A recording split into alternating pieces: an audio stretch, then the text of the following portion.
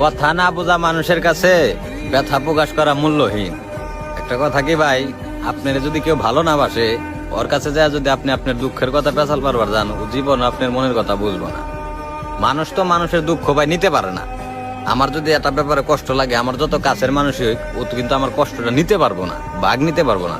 ও কি পারবো, আমার একটু শান্তি দিতে পারবো। কেমনে পারবো মানে, ও যদি আমার কথার অনুভূতিটা বুঝে, ওর একটু হইলেও খারাপ লাগবো।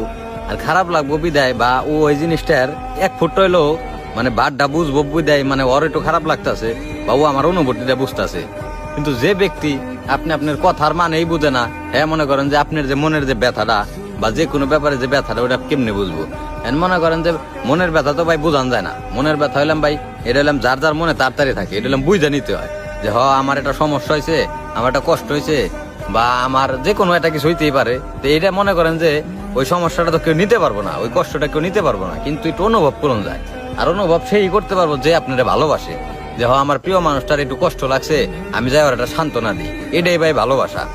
তো আমাদের জীবনে আবার এরকম কিছু মানুষ আছে, দেখবেন যে মনে করেন যে যদি মনে করেন যে এই আপনি যে আপনার দুঃখের কথা কন, ও মনে করেন ওইটারে হাইসা খেলে নিয়ে প্লাস অন্য মানুষের কাছে মনে করেন যে টিটকারি করতেছে যে ওর তো এটা হয়ে গেছে, বুঝছেন? মানে ও আপনি যে ভালোবাসার কথাটি কইলেন, এটাও বুঝলো না।